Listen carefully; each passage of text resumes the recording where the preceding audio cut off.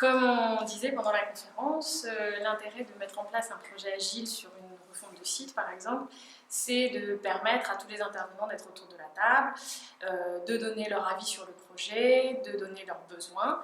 Ça nous permet ensuite à nous de prioriser ces besoins avec des jeux ludiques qui détendent aussi l'atmosphère et qui permettent réellement derrière d'adapter la priorité du projet, enfin du besoin du projet, et de derrière établir un cahier des charges qui est au plus près des besoins et des priorités.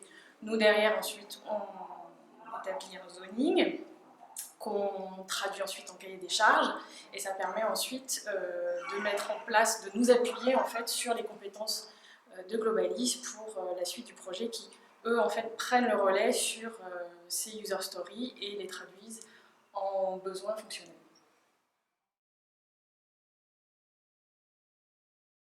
Les particularités de Scrum, en fait, c'est que c'est pas une méthode. C'est quelque chose que beaucoup ne prennent pas forcément en compte, mais on est sur un cadre de travail. Donc,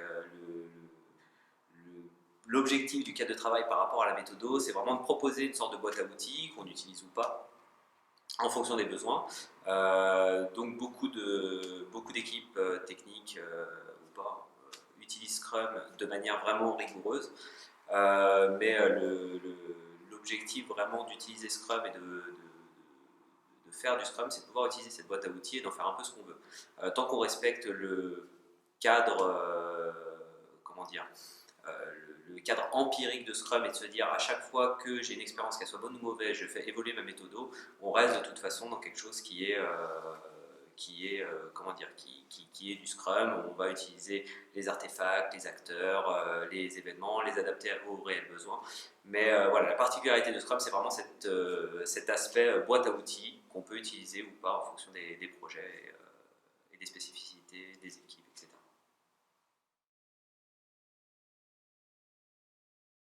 Ça va dépendre un peu des projets. En fait, on a commencé à travailler ensemble dans le sens Globalis était notre prestataire, donc on s'appuyait beaucoup sur leur méthodologie en place, la rigueur dont ils faisaient preuve et notamment le fait qu'ils aient adapté au fil du temps cette méthodologie en interne.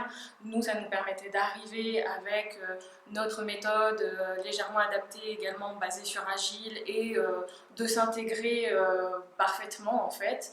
Il y a aussi une collaboration humaine du coup de par la compréhension des deux métiers qui est fluide et ça fait que le passage de relais est assez simple en fait en général. Oui, bah, complètement. Le passage de relais est simple aussi pour un point essentiel, c'est qu'il y a un axe plus technico-fonctionnel chez Unicorp par rapport à d'autres agences avec qui on peut travailler, où la compréhension de la partie technique est très bonne et surtout bien traduite auprès des équipes après chez Unicorp. Donc nous, ça nous aide énormément puisqu'il n'y a aucun souci de communication, aucun souci de compréhension et la fluidité vient essentiellement de là.